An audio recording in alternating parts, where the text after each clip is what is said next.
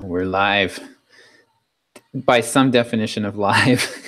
I think Chuck, you seem really tired. I just barely woke up. I'm going on 4 hours of sleep here, so yeah, that's where I was at yesterday, and then this morning I got up and was getting my kids ready, and my wife looks at me and says, "You're falling asleep. Go back to bed." I was like, I argued with her a little bit because I didn't want to make her do everything, and finally I'm like, "Okay, well if you're okay with it," she's like, "I'm fine with it." So I went back to bed, and I woke up like 20 minutes ago. Nice. I'm trying to get everything hooked up because I just got back yesterday afternoon. Yeah, where were you again? Seattle, Microsoft Build. Okay. So anyway, so I just crashed hard. Yeah, this week I was at Perry Marshall did a seminar this week. So I was there from Chicago from Monday through like 2 a.m. last night. So I'm on about 4 hours of sleep right now. Oh wow. But yeah, the seminar was pretty awesome. He was calling it Rosetta Stone, and it was basically he came up with this it's kind of it's like basically a diagram. It's like a tool, and it's kind of like a it's almost like it's a master tool for basically solving any marketing problem. It kind of encompasses everything that he teaches into this one really compact diagram. It's like a cheat sheet kind of thing. So we spent 3 days unpacking this thing, and it was pretty awesome. It was very intense, like a fire hose. But I got to meet a bunch of cool people, and then I actually met one of the people I met is a lady named Nancy Schlesinger, she's got a recruiting agency. And I've actually wanted to meet her for a while because they do a lot of technical recruiting. And she's developed this process where she has this very intense process that she takes people through when she works with companies, and she gets very specific about the type of people that they're trying to hire. And then she has a very intense screening process. So they might start with 1,000 people and they end up with like 4 at the end of it. And they guarantee, because they have this process dialed in so well, they have a money back guarantee. So if the person that they hired doesn't work out, they will redo the whole process for free for the company. Oh wow. So yeah, so it's kind of the opposite of the way that most recruiting works. So but most of what she's doing is she's screening for personality and character skills versus a lot of, like, you still want to have the technical skills, but it's more like about cultural fit and the type of person that you're hiring versus a specific technical skill set. So I think that she could potentially really, get some kind of synergy going where we could send her people for the positions she's got available, and maybe we still only get 50 out of 1,000 people get through, but because we're of the types of things that we're talking about and teaching people, I think that it would be a better, like, she's going to get better quality applications from us probably than just like monster.com, right? So there could potentially be something there for us to kind of be like a farm team for her or something. Oh, nice. So yeah, so I didn't talk to her too much about it, but I got her contact info, and I'm going to be doing an appointment with her in the next week or two. Very cool. Yeah. So that was pretty exciting. I was hoping that Manny and John are not going to be joining us. I was hoping to hear about Manny's launch, if he's done it yet. They hate us. It's fine. Yeah. No, I get that. That's what they're up to. Yeah. So this week I was at Build, and I shouldn't go to these conferences when I'm not in a good emotional state. Let's just say that. Oh, okay. But it's not something that's very common for me. Mm-hmm. So anyway, so I got down there on Sunday, and I pretty much, I went to the convention center. I spent about 15 minutes total in the convention center on Monday, Okay. which was the first day of the conference. Now they have 2 keynotes on Monday morning for Build. Okay. And I think they're both together scheduled to run for about 3.5 hours. And it's one right after the other. So you basically sit in this gigantic room on these uncomfortable chairs. I learned my lesson last year. So this year I pulled up the live stream and I laid in my hotel bed and I watched it there. Nice. So it was funny because I was talking to some people who sat through it, and I said, "Yeah, I got up and peed once, and nobody took my spot, and I ordered room service halfway through it." There you go. So that worked out fine, and then I just took it easy. I feel like I've kind of been steeling myself emotionally for this weekend because the funeral is tomorrow. We're actually going over to dress my dad tonight. Okay. Because we're Mormons. We bury people in their temple clothes if they go through the temple. Okay. And so my mom, I don't know where she got the idea, but I guess she dressed both of her parents in their temple clothes. Okay. For the funerals. Okay. So all of my brothers and sisters and I are going over. Okay. And anyway, so tonight is going to be fairly emotional. Tomorrow is going to be, I'm going to be a complete wreck. But then it's all kind of over with. Mm-hmm.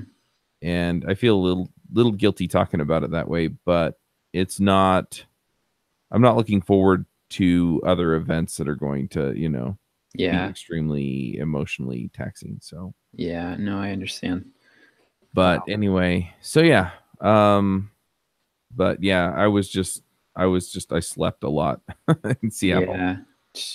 So yeah, but Tuesday we went in and we recorded an episode, and it turns out that Richard Campbell's Zoom corrupted the files.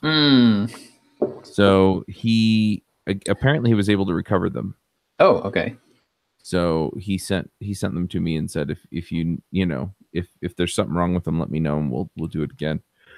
Was that for .NET Rocks then, or JavaScript Jabber? Oh, okay. Yeah, Richard and Carl and Bharat. Bharat is one of the guys at Microsoft. Okay. They kind of organized the whole thing. So okay. Yeah, and but I just talked to him about what was going on, and I basically said, yeah, I'm a little antisocial, and I don't care. Yeah. Right. I'm letting you. That it's not that I don't want to hang out with you. It's just that I'm not really up for hanging out with a lot of people for a lot of the time. But yeah, then Wednesday we recorded 4 episodes of JavaScript Jabber, so that was nice. Awesome. Yeah. And I made contact with a handful of companies that may sponsor, so that's always also been helpful.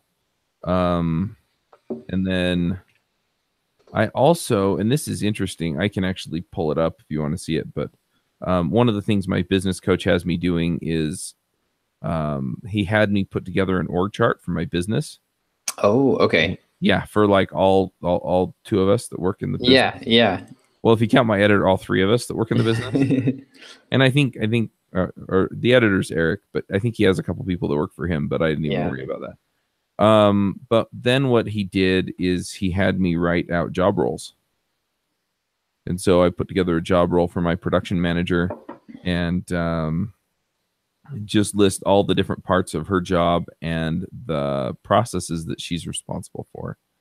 And that was extremely helpful. So I'm going to be having a conversation with Michelle on Monday at the team meeting and basically saying, hey, look, I put together this job role. Finally, I've been talking about doing it for a while.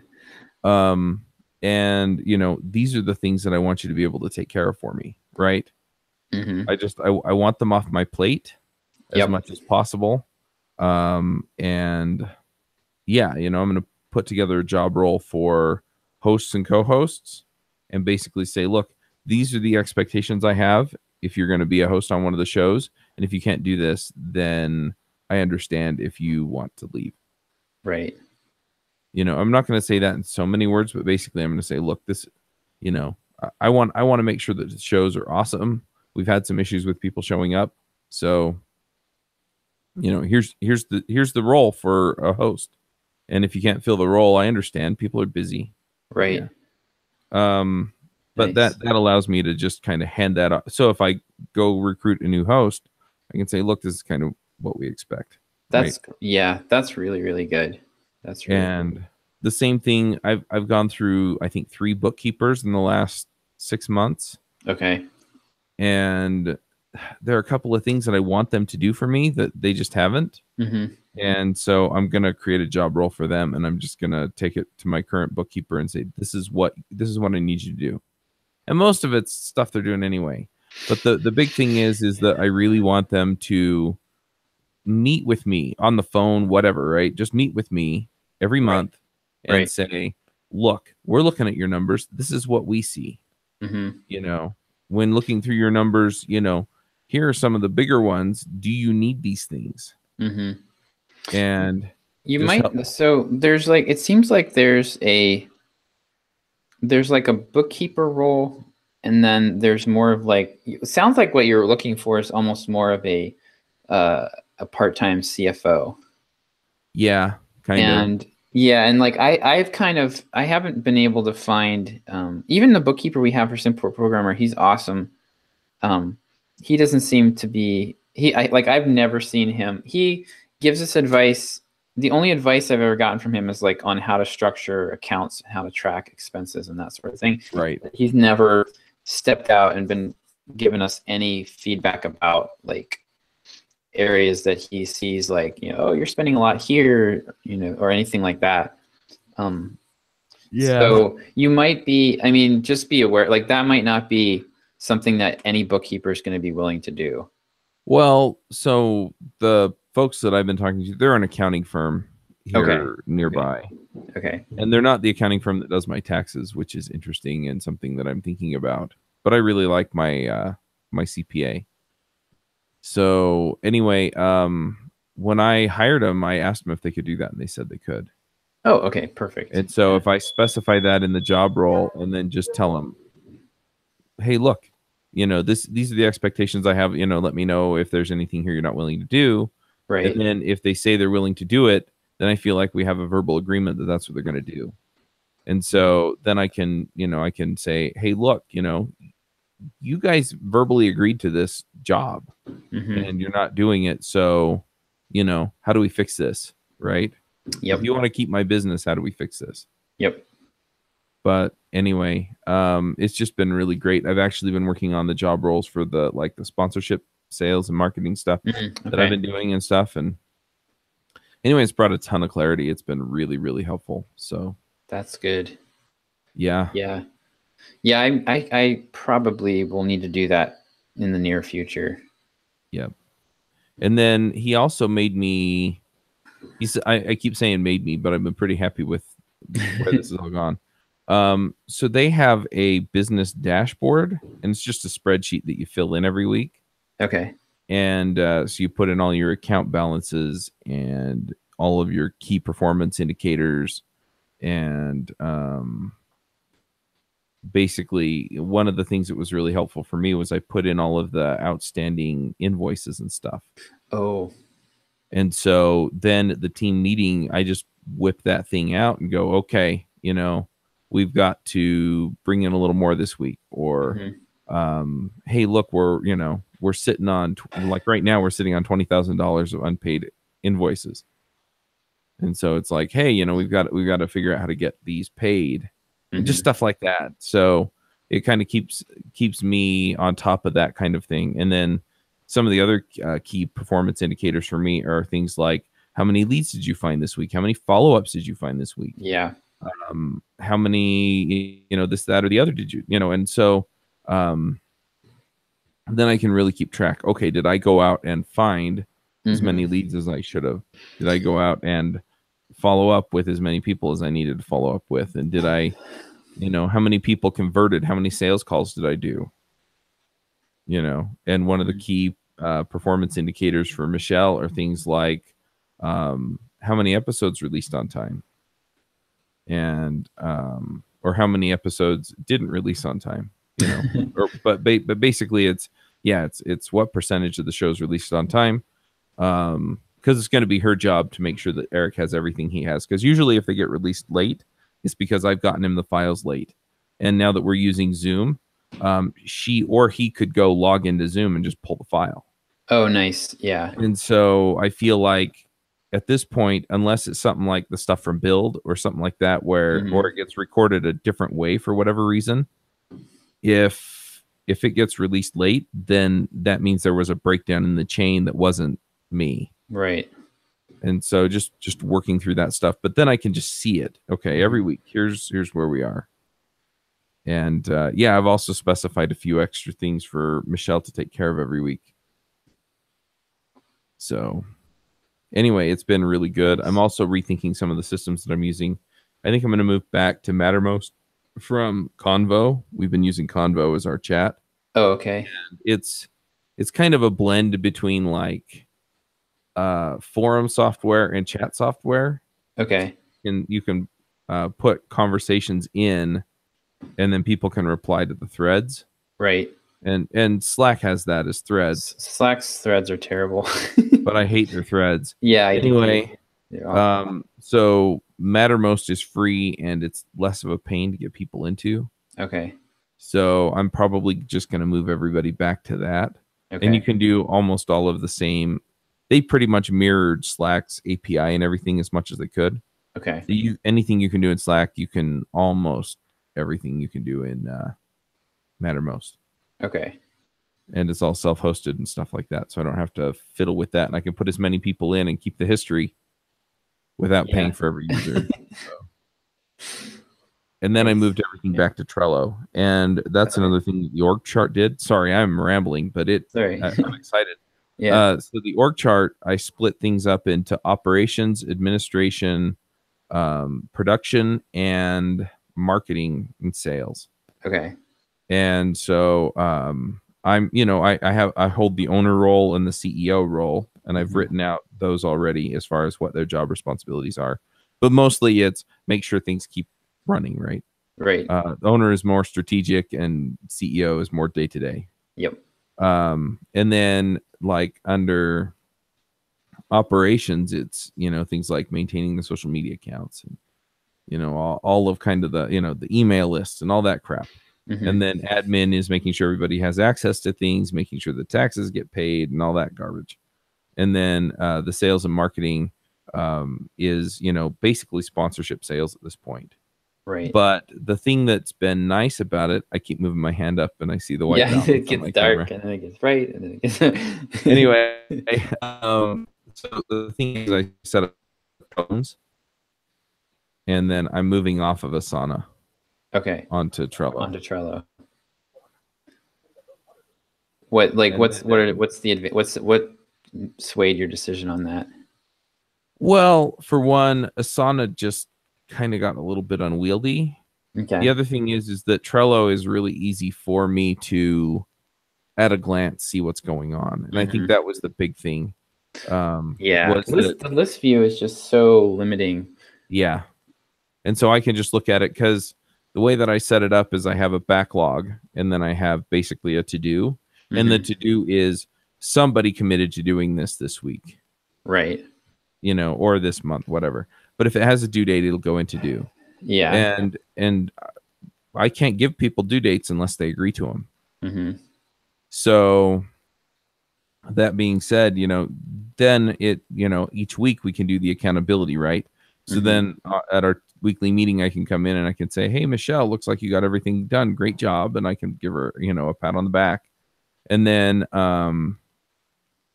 we can talk about maybe some of the things that didn't work out well, or some of the things that did work out well, or, just whatever. So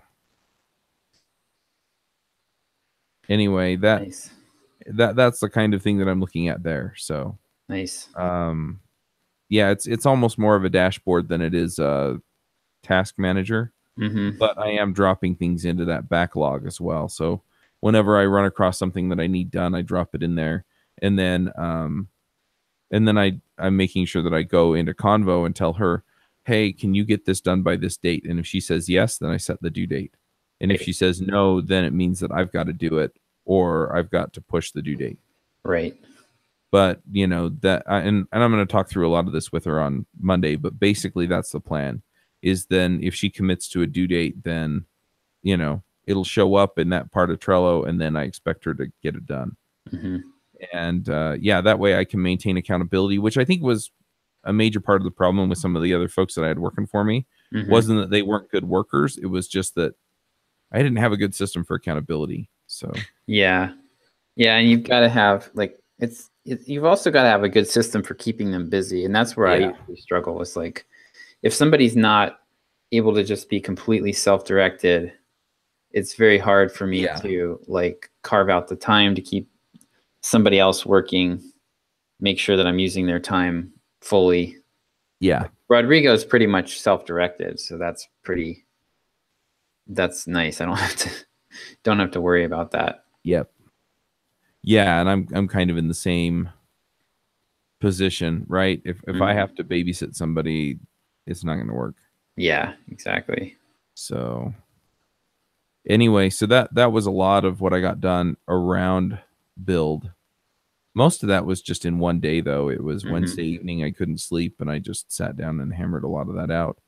But actually, let me share my screen because I can just show you this. Yeah, I'd like to see it. This is pretty amazing. Like, to see, it would be interesting to like do like a 2-year retrospective compared to where you were. Because I mean, my goodness, you've come so far, and like even just the last year, systematizing all this stuff. Well, that's the thing, is if I can get it to the point where I don't think it's ever going to be 100% running itself. Mm-hmm. But if I can get it most of the way there, where I'm just, I'm filling a role in the business, I'm not scrambling to keep the ship afloat. Yeah. Then it changes everything. Let's see. Share screen. And I'm sorry to everybody who is just getting audio on this, but we'll narrate. Well, they can come back and watch it too. I will try and make sure that there we go. Right. So anyway, so this is the production manager role. Nice. So this is our corporate mission. And then these are our values. So, I mean, that's kind of first and foremost. This is how we're doing it. And if we're getting this done and we're fudging on this, we're still failing. Right. And then, so she's the single point of accountability for day-to-day content production of the business based on the vision, missions, and values. Mm-hmm. And then, so podcast scheduling, finding potential podcast guests.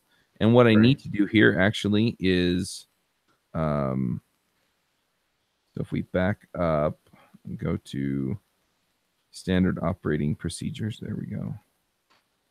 So I have a process for inviting guests. Okay. And so, you're gonna link that here. So we're gonna link that right here. You're building a wiki. Yeah, basically. In Google Docs. Yep. So anyway, you can kind of see what's going on here. Are you using Team Drives, by the way? Yeah, this is all in a Team Drive. Yeah, Team Drives are awesome. Like, I am loving that feature. The only thing I don't like is I wish you could still share folders, but that does kind of negate the whole purpose. Yeah. But like for us, we're starting to do some coaching, so it would be nice to be able to share the individual student folder outside the organization. But I'm just sharing, like, usually it's just 1 or 2 documents that I want to share with them, so it's not that big of a deal. But yeah. Anyway, the other thing I've realized too, though, is like this process actually has this process built into it. Oh yeah, inviting. So I'm going to separate them. Okay. Oh yeah. Okay, that makes sense. And you've got a nested function. Yeah. You need to refactor. Yeah, I need to do an extract function. Yeah. We need ReSharper for business. Yeah, there we go. They're actually building a lot of that into Visual Studio Code, incidentally, but that's cool. But just as a side note, I was stunned. I was just reading. I didn't really pay attention to Visual Studio Code. That is really remarkable what Microsoft has done. I saw a survey that they have like 40% market share in the web development space. Mhm. Like that's I wouldn't another be factor shocked. why my Sublime stuff tanked, I think, was I didn't, I didn't realize how, like, that's just amazing because Microsoft was so hated. Yeah.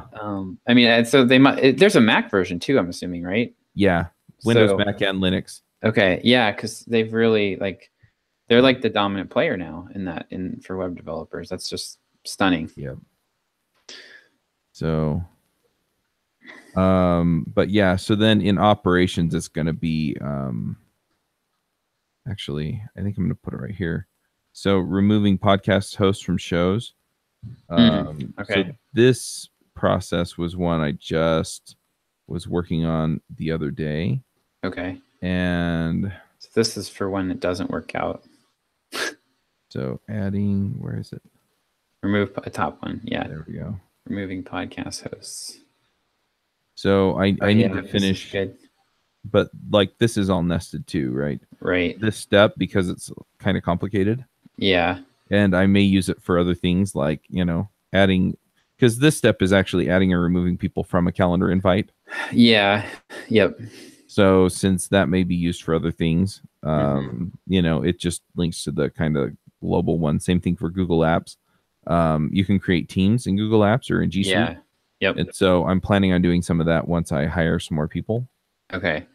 For my teams as well as for the shows. And so can you add external people? Yes. Oh, nice. Okay. Yep. Perfect. So anyway, so I need to link this one over here. But anyway, so that's the idea, is you can kind of follow step by step. Yeah. So this is the job description kind of becomes the master index then of all the processes. That's really, I really like that. That's pretty awesome. And then that was a big one for me, was maintain all processes and documentation for the production and production manager role. Yeah. So I mean, I'm doing a lot of this right now just because I have to train her on it anyway. Right. But she's going to be responsible for maintaining all of these processes. Yes, that's good. And that way I don't have to worry about it. She'll keep it up to date. If she needs to change something, she can. But then we can just work through some clarification, and I can just enable her to do her job instead of actually pushing all this stuff. So anyway, and then the Trello boards, well, a Trello board's a Trello board, but anyway, let's see. Yeah, I'm still getting my hands around this, but like content production. So we've had a couple of hosts bow out of React Roundup. Okay. Right. So I assigned those to her. I set a due date. They need to do that. So, but I actually wound up doing this while I was writing the process. Yeah, that makes sense. Because then, so I can just mark these off. Right. But yeah. So then I have Ruby rants, JavaScript rants, and Angular rants. And I did the first episode of JavaScript rants like 2 weeks ago, and then my dad died. Oh, I didn't. I'm like, and I've had a few people saying, "Are you going to do more? We want more of these." Yeah. And I'm like, they're coming. Yeah, sorry, but yeah. So here's another one, right? It's to give Eric access to Zoom. Yeah. And I already did that actually, so I just need to talk to him and make sure that everything's good. But yeah, so then once it's done, then I can move it over here. Yeah, that's cool. But yeah, that's kind of the plan. So one other thought is, do you have anybody that's responsible for maintaining these boards other than you? Like, it probably shouldn't be you, right? Yeah, I think I'm going to make that part of the admin section of things, because somebody's going to have to do the agendas for the team meetings. Yeah. Okay. That kind of thing. And so I think up to date. Yeah. So that'll be part of their job. And I think I'm going to wind up being in charge overall of admin, but I'm going to have sub roles under there. And I figure I'm going to wind up like under production, all of that is Michelle's responsibility, but some of it falls onto Eric because he's editing and writing show notes. and some of that's going to fall onto me and the other hosts because, ultimately we're responsible for making sure the recordings happen and things like that. Right. So there are going to be other roles that fall under there. And so I'm going to wind up reporting to her in a certain sense on those things. Okay. And same thing like under admin and ops, I'll be having her handle stuff under there. Yeah. That's cool. But basically then, on the org chart, or the org chart's not really set up for that the way that they had me do it. But I'll probably have some master list of all the roles that I have and who's filling those roles. And so, that should manage a lot of that stuff. So then essentially it's, hey, look, you fill all these roles. So these are all your jobs, or these are all the processes you're responsible for. Right. Yeah, that's great. And then it's granular. So if you bring somebody in, you can carve off chunks of that, and it's encapsulated.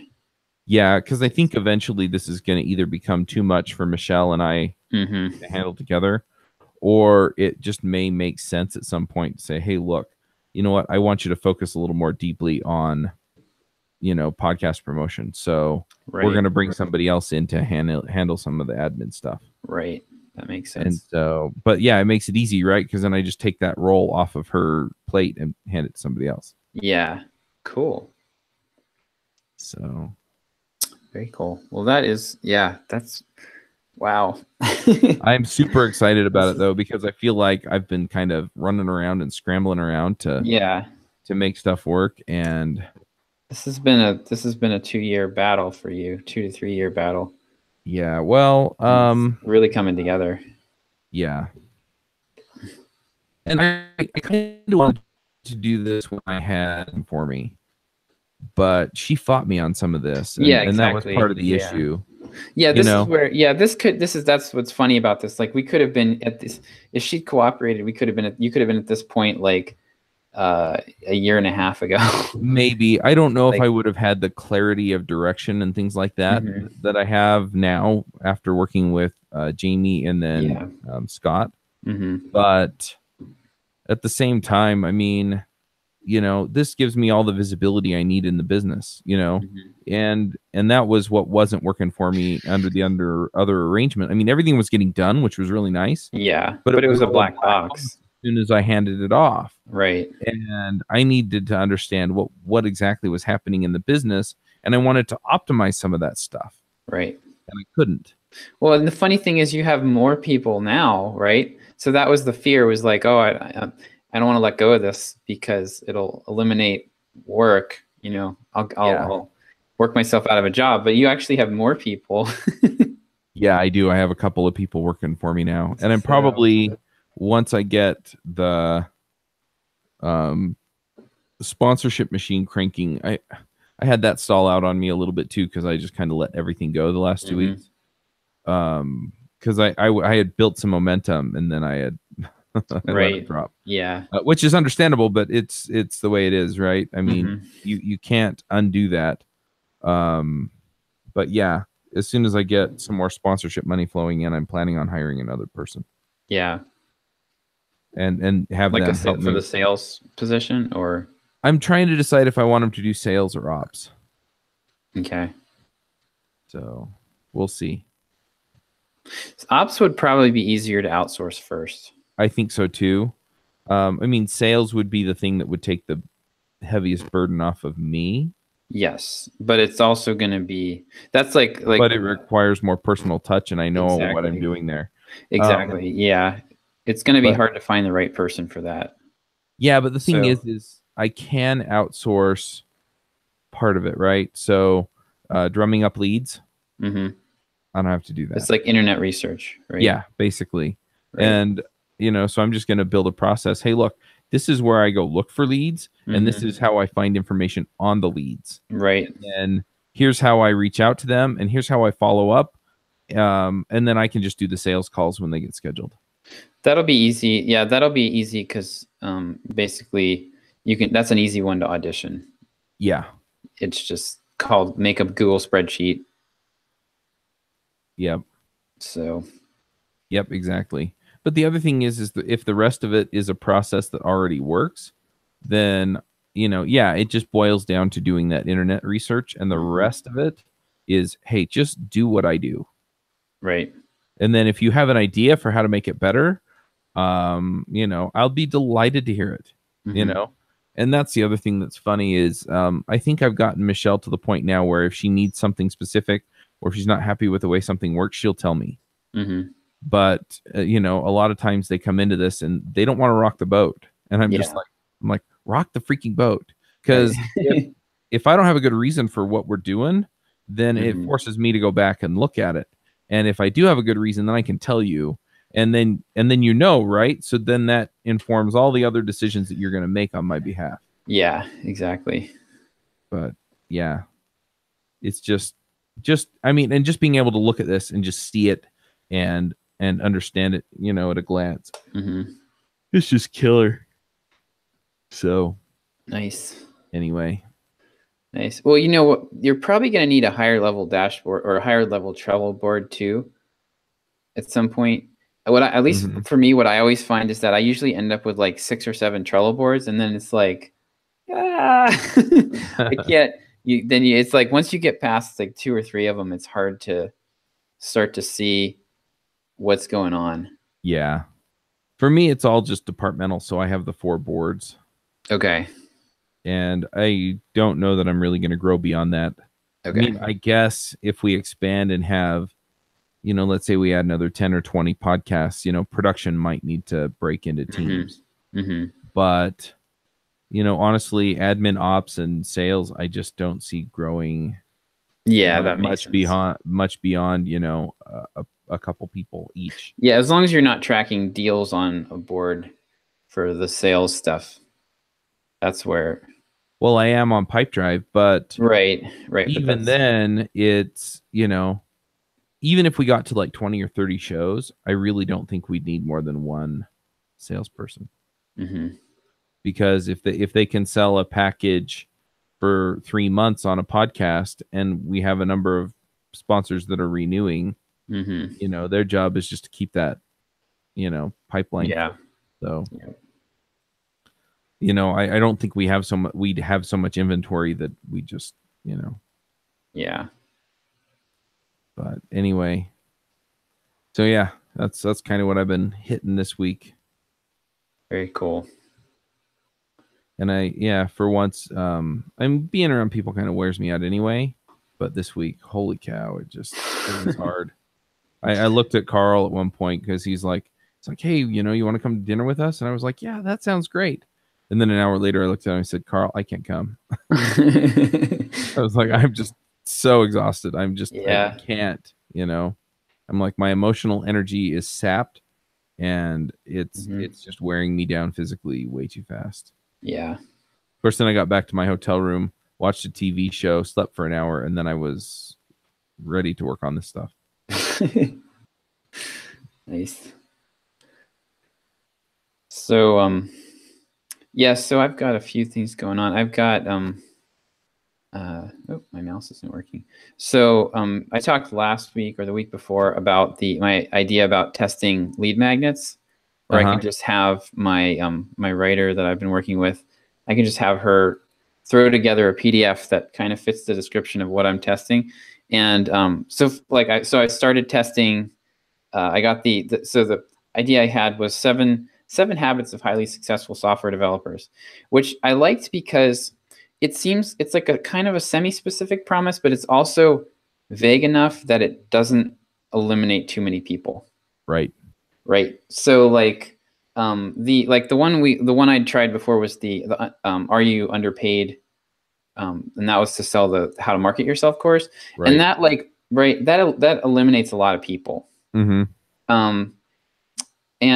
so I thought this one was worth testing because it's kind of it's a positive promise, and it's like no matter where you are in your career, I could see you kind of latching onto it. Right. And so it actually is double. It's more than 100% better so far than what I was using before. So the 5 learning mistakes software developers make was the headline for the previous lead magnet.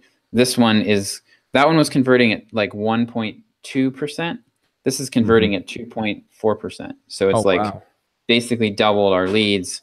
And so I think I need to go back and look, but I think that the book, so far the book, like Get the Complete Software Developer's Career Guide free, that offer was converting closer to 4%. So that was like the best thing we've ever tried by far. Right. But all the people that signed up for it seemed like they were useless. So, because we couldn't sell anything to them. So I'm hoping that this one, I'm going to try, I think I'm going to let it run for a while and then maybe try some kind of isolated promotion just to those people to get an idea of how, I think that'll be a better, I feel like that's going to be a better group than what we were getting off of the career guide. Right. So I'm going to test. So I'll probably let that run for a little bit. I want to make sure that it's not, you get a bump when you do a new lead magnet. People go, oh, I haven't seen this before. And they sign up for it. So I want to make sure that I have enough time. So at least 2 weeks for that to fade. But so far it's been rock steady ever since day one. It's been the same conversion rates on both options. So I'm A/B testing it. So that seems like it's working. So what I'm going to do is then I'm going to test something against that, see if I can beat that. And I'm going to try to do at least maybe 5 to 10 tests like that. And then when I find one that works really, really well, I'm going to go back and basically write, not a full sales funnel, but like kind of basically turn the lead magnet into an email course. Right. And it's going to be, it's probably going to be an introduction to all of our products versus selling one specific product. Uh-huh. And then I will do, I think what I'll do is, I'll be like, hey, habit 1 maybe is going to be learning how to learn. And then I'll have I'll have the email course, like they can opt into the 5 learning mistakes email course from that first email, for example. Yeah. And so I'll make all those emails into other email sequences. Mm-hmm. And so I think that's going to work. Yeah, I think that's going to potentially work pretty well. So I was surprised how well that headline's converting. So that is pretty exciting. Our sales are definitely still kind of slumping here. Like it's better. It's a lot better than it was. I fixed, there were did I talk about the sender name issue last week? The email address that you sent, some of them as you and some of them as John. Yeah. So I've switched over now to devcareers@simpleprogrammer.com, and our open rates are up 25% like across the board. Oh, wow. Yeah. So something happened with the John@simpleprogrammer address, and I don't know if it was like too many people got ticked off and clicked the spam button at once or what, but we were getting quarantined somewhere, and our open rates were down 25% for the broadcasts. So instead of getting a 20% open rate, we were getting a 15. I wonder if I should switch some of mine over so that it's. You could test. Just send a broadcast with a new email address. I thought usually dev chat or something. Yeah, like usually that hurts you to switch it up like that. The new email address kind of has to get seasoned. Right. But in this case, it was tainted somehow. So yeah. I don't know. Yeah, I don't know what happened there. It seemed to happen around the time we did the Clever Programmer promotion. So I'm thinking that maybe one of those emails or just the whole series kind of irritated enough people that they pounded the spam button or something. I've heard a few people having deliverability issues that switched from Drip to like ConvertKit or something. Yeah. Their delivery went up. I don't know how all that works, so I don't know how. I heard it. I know somebody that had that issue too. I think that probably what happened there, I don't think it's anything specific to Drip. I think because both Drip and ConvertKit are using third parties to send their emails. Yeah. And I don't know that there's SendGrid. Yeah, I don't know that there's really any significant difference in terms of how they're managing all the deliverability stuff. Like I doubt that there's much of a difference. But what happened is they basically got a clean slate, I think. And oh, really? Yeah, I think they just got, they got a clean, because they're sending from new sending domains. Oh, right. And right, like they just the emails. There's enough of a different emails have a different look to them. Probably there's some HTML is going to be different and everything. So I think that my guess is that's probably what happened more so than drip being the problem. Yeah. But yeah, so that but yeah, our sales are still, they're better. Like there were some paper cut type problems that I found. Like I realized that the way that I was forwarding the old URLs over to the new sales pages, anybody who tried to buy from the discount offers that we had in any of our books, the discount code was getting dropped off the URL. So they were seeing the full price. Yeah, so they thought they were going to save $100, and then they were getting the full price, and so they weren't going to buy. Oh, yeah. So there was a few of those, and that, fixing that helped a little bit. Fixing the email deliverability seems like it's helped a little bit, but we're still, I think we're chugging along, and it looks like it's going to be around probably, I think this month we're going to be around 10K. Last month it was like 6 or 8. It was really bad. Ooh, wow. Down 2/3 from where we were. We were averaging 18,000 like clockwork every month. And then basically in March, it just all went in the toilet. Yeah, you vested as a partner and quit working. I know how this goes. Yeah, that's what it looks like. I've been like beating my head against the wall. I've been like very deliberately with John, like, all right, John, like here's everything I have tried to figure this out. Just so he knows that I'm not sabotaging things. But yeah, so I do not know what's up with that. But I launched, so I've been thinking a lot about most of my time lately, my free brain power has been going into try to figure out like what business model I really want to have going forward, because I don't want I do not want the business model to be just publishing courses, kind of like what we've been doing. So really, I know, like, I'm positive now that some form of direct coaching is going to be a big component. Oh, wow. In the future. So either it's going to be, so there's like two business models that I'm considering. So the first one is taking everything that John has taught, that our audience has benefited from, and then systematizing it into courses that we can put people through kind of as a group to deliver a specific result. So like Brian Harris's Get 10K Subs is a good example of this, where you start, they launch it every 3 or 4 months. Everybody starts together. You're all kind of working toward a common goal of growing your email list to 10,000. And there's like a definitive end goal that you're working towards. So for this, it might be like a 90-day thing to help you get your first programming job. So that would be, the type of thing we'd be working towards. Or so that's like one option. And in that case, I probably would have me and several other people would be doing a lot of like group coaching, hand holding, really giving people actionable next steps. So that's one model that I'm considering. The other model is focusing all the efforts on building a community where it's like a paid community. And then one of the things that we would have in that would be a platform for developers to connect with people that could mentor them. Right. So, and we would basically be facilitating that. So it would be it would almost be like a marketplace for people who want to grow in their careers and people who want to mentor others and earn some side income. Yeah, there are other systems out there that do this, though. So you'd have to look at those and decide. So yeah, tell me about that. Because I haven't seen any, but I've seen one that they were trying to do it, and it looks like the guy got distracted and pivoted. There's CodeMentor.io I'm aware of, and they're technical. They're focused on like so it's like you log in and you're working on a JavaScript project and you need help refactoring some hideous jQuery, and you find somebody who's good at jQuery and they help you. It's almost more like facilitated pair programming. Yeah. That's not really what I'm talking about.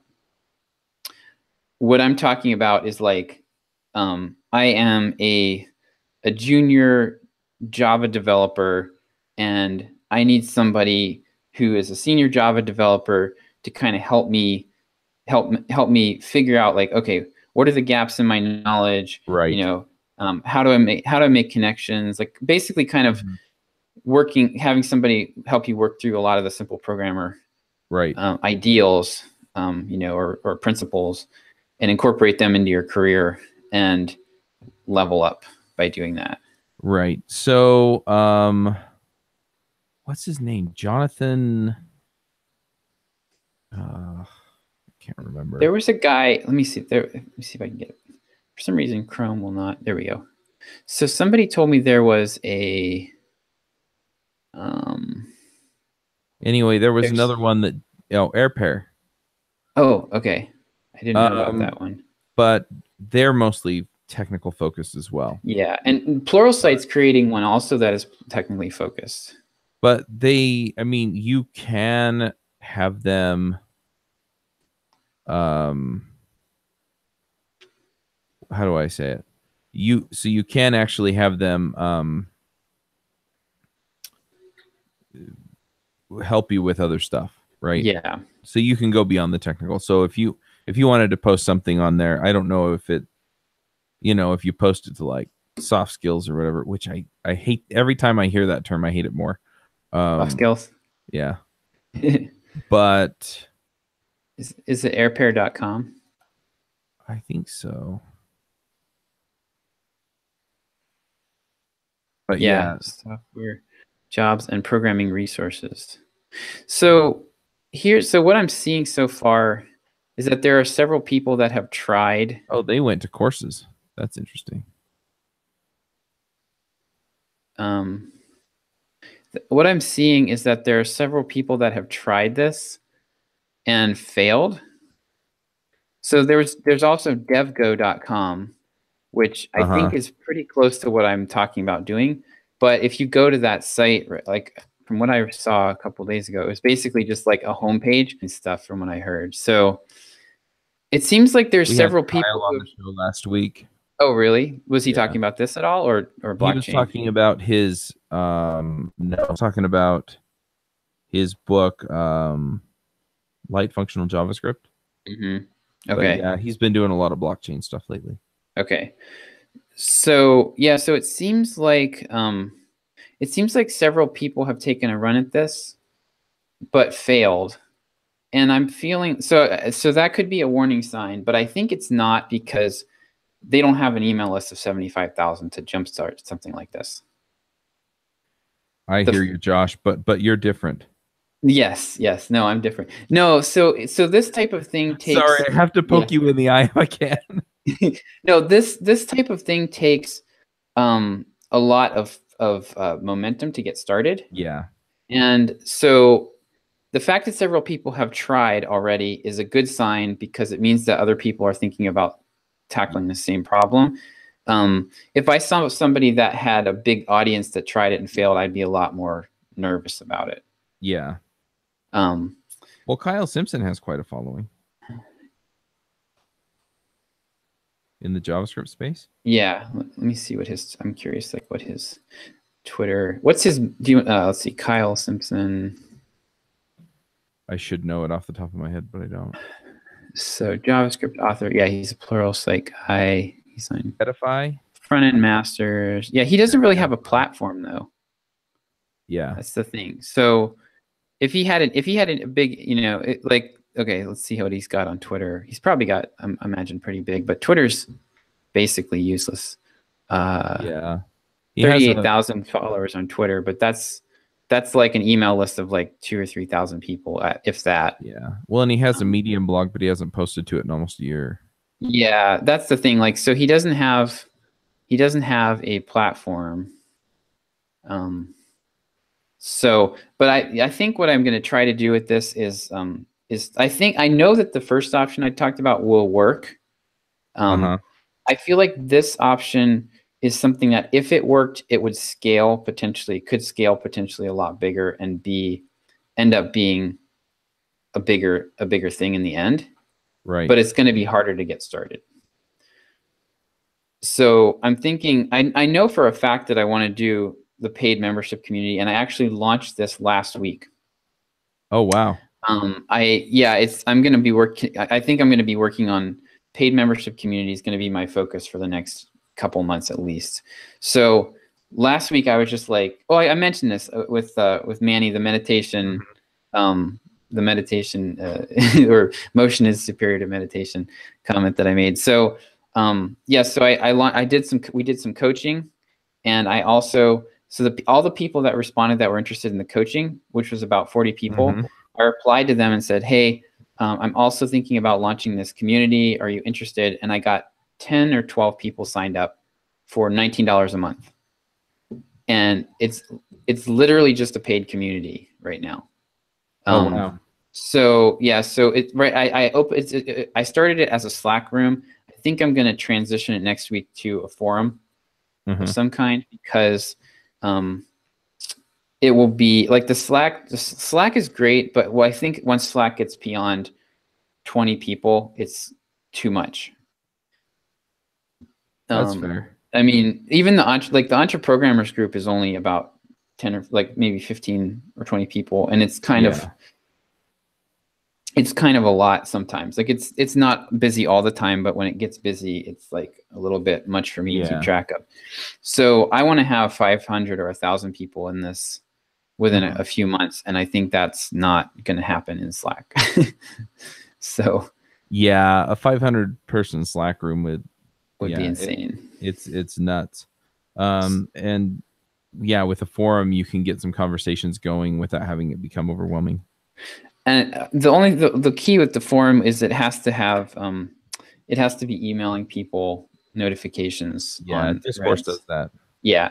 So I'm going to look at Discourse. There's one other software that a bunch of people have recommended to me called Zenforo or something, or Zenfolio or something. Okay. And I'm going to look at that as well next week. And then I'm just going to move everything over to that, and I'm just going to start selling the thing. I think what I'm going to do is open it up. So I think I'm going to open it up gradually. So I'm going to start I offered these people access for $19. I eventually want to charge $49 a month for it. Right. And I think what I'm going to do is go out and say, like, pick a segment of the list that's very active and say, hey, charter members, $19, you can get in, you keep this for life. Right. Do it. And then I'll open it up to maybe like 100 slots or 50 slots or something at $19. Then I'm going to go up to $29 and broaden the segment out, get more people in, and then do like so that way I should have like 100 or 200 people, and it should be active. They'll be the most engaged people. And I think if I do it that way, they'll be paying less, but I think also the fact that they're paying less and they have that locked in should help with retention. Yeah, that's true. So what I don't want is I could try to get everybody in at $49, but I don't want to do that and then have everybody drop at 3 months, like typically happens. So I want it to be, I want to have like a core group that's very active, that are incentivized to stay. So that's kind of what I'm going to be focusing on and then from that, I'm going to I think I'll experiment with the paid mentorship thing and just see if there's any interest. Right. And when I sent out the emails about the coaching that we were going to be doing, I had one of the people that replied was like, hey, I've coached 3 developers and helped them get jobs in Silicon Valley. Would you be interested in having me be a coach? So I think that, it should become clear, like it should sort of emerge. Right. If it's going to work, I think it will just sort of start to happen naturally. Mm-hmm. And then at that point, what I'll do is just start to build. I think I'm actually going to build software. So it'll be like, like we probably would have a way for people to have profiles with reviews on them, and ways to make it easy for people to find. Like, okay, this guy's a senior JavaScript developer. Mm-hmm. He's done what I want to do. He's got 5-star reviews. Like, I'll work with him. Right. But Oh wow, I just had an idea on that. okay. So, and this is something I keep telling people who are, that I've been coaching for career stuff, is essentially, look, they want to hire you because you know how to do what they need done. Hmm. And so, what'd be interesting is not only have them be able to say, I've worked with whatever library or tool or whatever, Right. but also allow them to link out to pull requests or videos or something where they have demonstrated that they know what they're doing. Nice. Yeah, exactly. I like that. Yeah. Because, so if they say, look, I've built in, I don't know, devise in Ruby on Rails, right? Then they can link to a pull request where they did that, even if it's on their own project. It's just like, look, just put it all in a pull request. Right. Or a merge, and that way people can go look and see what you did. I like that. Yeah. Integrating with GitHub somehow. Yeah. Would be pretty sweet. That'd be something I'd totally be willing to partner on and see if we can, help you fund it. Cool. Yeah. Cause I think, I don't know. I feel like the demand is there for this. So I think I'm going to proceed down. Like, I think I'm going to kind of proceed down that path, because if I could pick one of the other, I feel like that would scale better, because I'd be building a community within a technology. So, I'd have like a technical platform, and but the real asset is this big community, which we already have. And that's where I think potentially, like, if you started this without the community, it would be very difficult. Yeah. Almost it might be impossible, unless to build something like this with paid traffic would be really, really tough. But since we already have a very good community already, I think we can get it going. But I think I'm going to sort of go down that track cautiously, and then put most of my efforts there, but like kind of also start working on the other side of things. Yeah. As far as like developing a coaching program of our own, in case that doesn't work out. Yeah. I'd be interested in being involved in some of that too. So excellent. Yeah, I think it could be like it could almost be like a more specific version of Clarity FM. Like where like Clarity's like you can hire someone hourly to get their advice. This would be like you could hire someone hourly to get their advice, but potentially, and it would be more specific to development, and you could work with them on have some kind of mechanisms. You could work with them on an ongoing basis.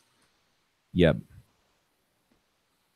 But yeah, I think I think there's a lot of opportunity for developers to raise their own profiles by becoming mentors. Yeah. So, yep, that's where I'm headed. Yeah, but I'm learning that a lot of this stuff is a lot of work. It is. This will be a ton of work. Actually, either of these will be a ton of work. Yeah. But I think my primary, I hear you. Yeah, it's good to have that primary focus. Yeah. Know what? Yeah, one thing that I really got clarity on this week was that I definitely want to build something that could be purchased, could be acquired. I don't know that that's not my goal necessarily to get it acquired, but I want to. There's no sense building something that is replicating the weaknesses of what we already have. Like I don't want to just perpetuate that. So like the personality focus, I don't want to just step in and replicate that all over again, because that makes it very difficult to sell. Well, the other thing is, and this is like, I have no intention of ever selling devchat.tv. That's not to say that won't change, but I don't see any circumstances where I'm going to want to give it up. Right. But having that idea in mind is really empowering in the sense that, you know what, why would anyone want to buy this if it's such a mess? You know, with all the stuff that I was talking about with you. It's the same thing there, right? Why would anyone want to buy it with these problems and the fact that we don't get to bring John Sonmez with us, or, whoever the personality is? Yeah. So yeah, that makes a ton of sense. Yeah. And it actually, like, the other thing it does is I am going to start thinking about who would want to acquire us and how can we make it attractive to them, and what relationships can I build to maybe, facilitate that. Like, because if I build this platform that I'm talking about with the mentorship and it actually works, that's something that Pluralsight would potentially want to buy down the road. You know what I mean? Like, that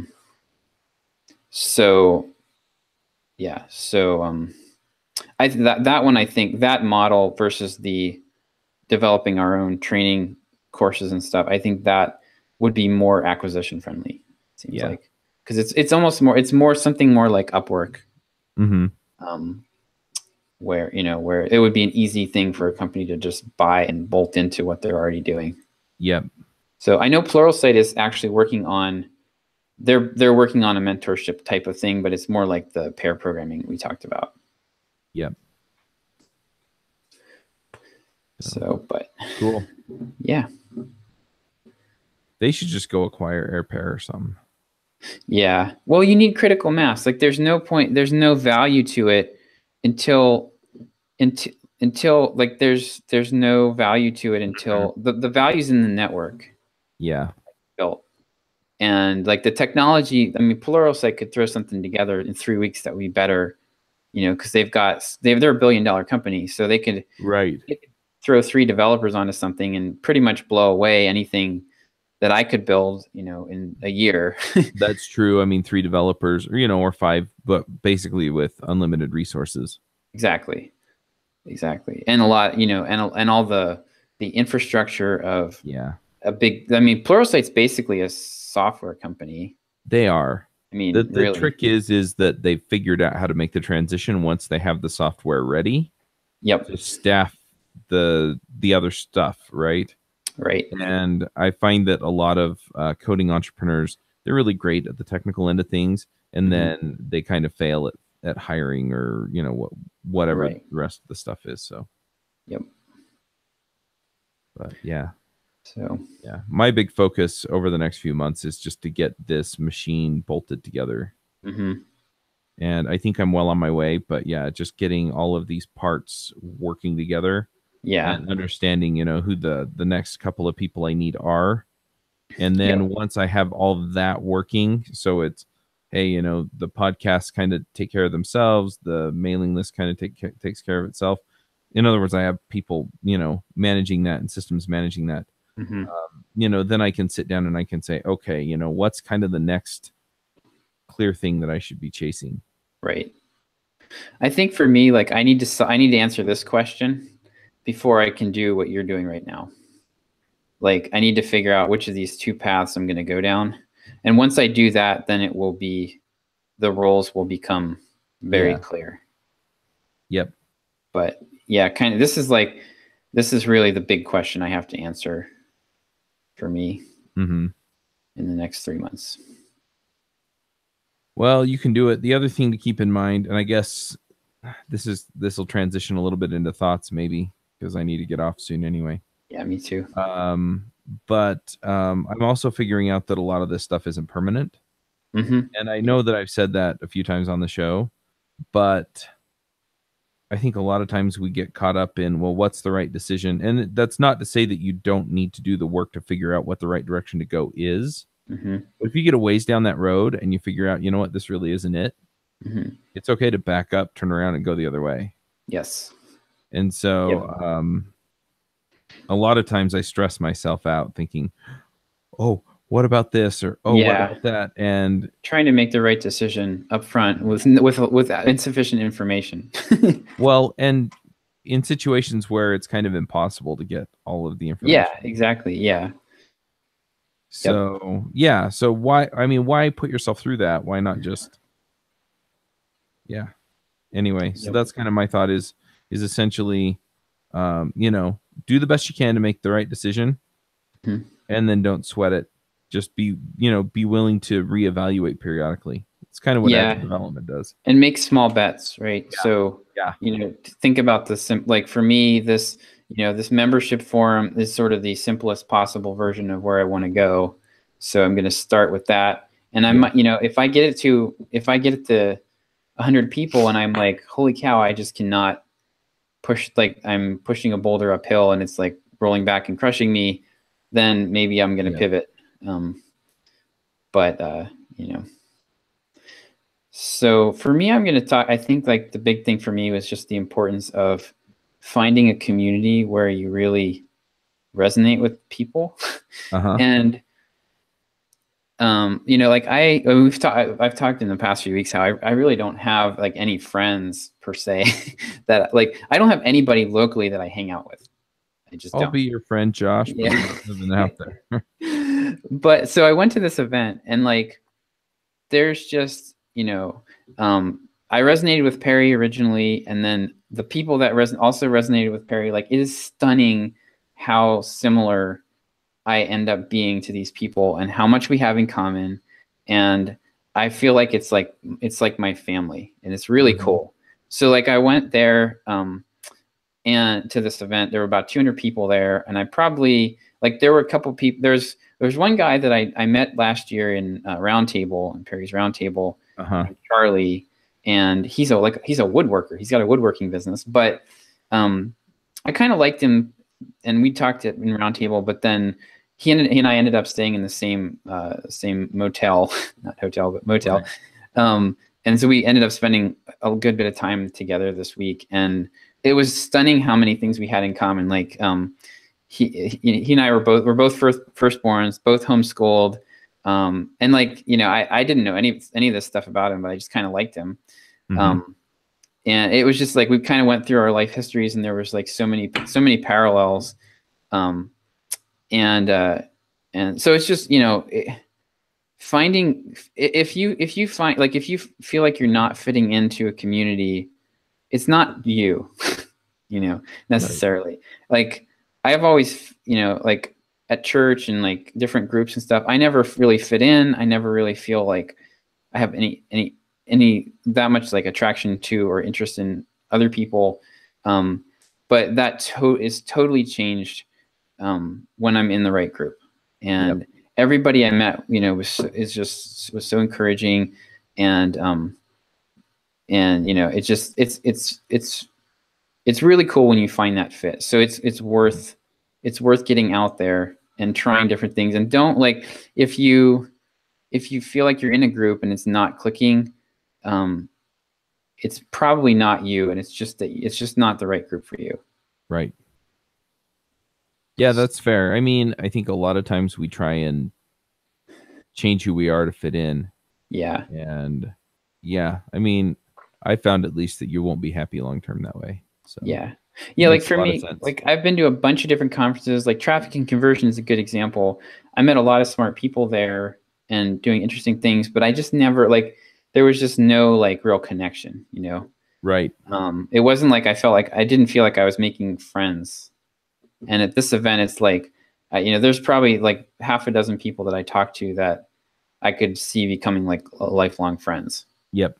Because there's a lot more. There's just like a lot of shared life experiences. Yep. And common values. So. Absolutely. All right. Cool. Well, all right. I guess we're done. we did good for just the two of us. Yep. Well, I had a lot to talk about. I just been going through all this stuff, so I'm excited to see what you're up to. Yep. And next week I'll have a whole week to recover from the funeral, so I'll probably be coherent. Of course, my wife's going out of town on Wednesday and she's coming back on Sunday, so maybe I won't be coherent. You'll be bound and gagged in the closet. Oh my gosh. Or they will. One of the two. Yeah. This house ain't big enough for all of us. Don't make me get out the duct tape. All right. Catch you later. Yeah, we'll talk to you later. All right. Bye. Bye.